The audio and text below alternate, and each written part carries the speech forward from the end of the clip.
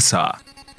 Mtazamaji wa EATV, karibu katika Kurasa kwa dakika chache za kufahamu machache katika mengi yaliyotufikia mezani kwetu kwa hii leo. Tuanze kupitia Kurasa kwa hili.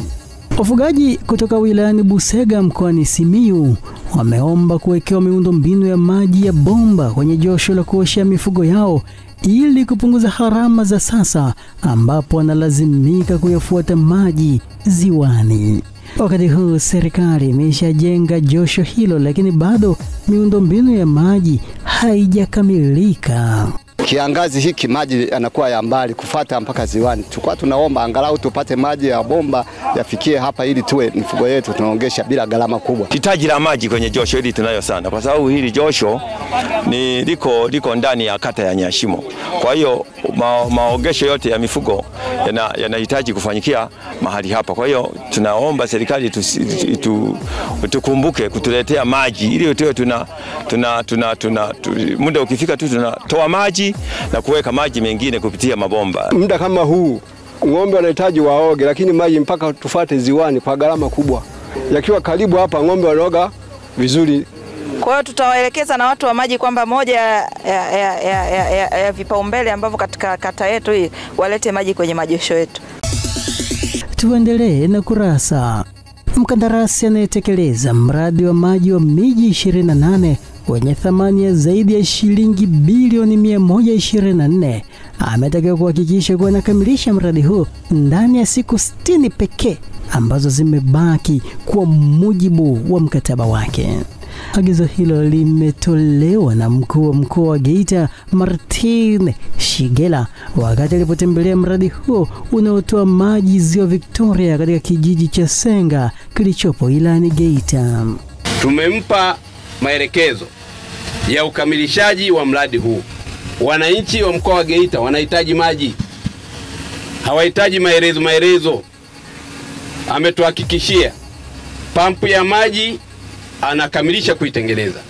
Kwa hiyo ataisafirisha mpaka ifikapo mwishoni mwa mwezi wa 11 ile pampu ya maji iweze kufungwa kule chini ambako tulienda. Kazi kubwa ya kulaza bomba imeshafanyika, zaidi ya kilomita 50 na zimelazwa kati ya kilomita 76 ambazo zinapeleka maji Geita.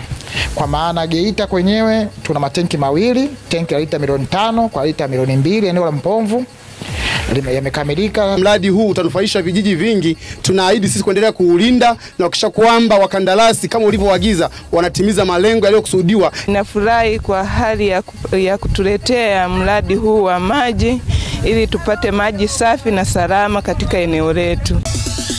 Tumalizie Kurasa kwa hili. Wananchi mkoani Kilimanjaro wamehakikishiwa usalama wao siku ya Oktoba 29 mwaka huu ambapo utafanyika uchaguzi mkuu wa rais, wa bunge na madiwani.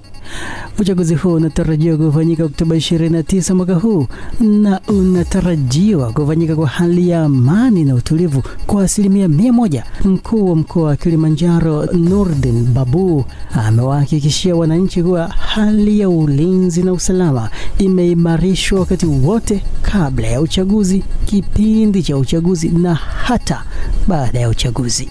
Mimi kama mwenyekiti wa kamati ya ulinzi na usalama ya mkoa na wahakikishia usalama wa 100% siku ya tarehe 29.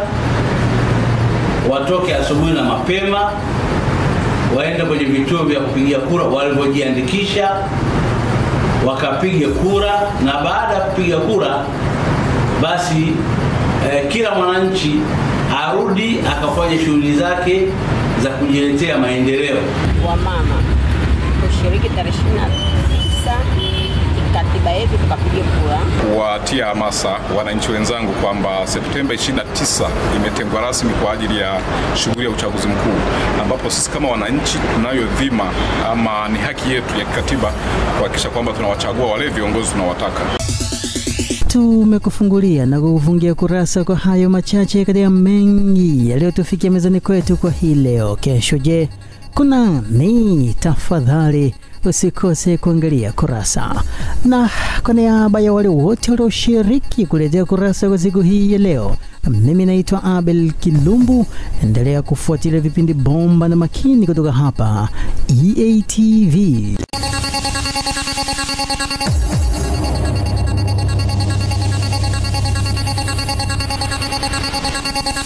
Kurasa.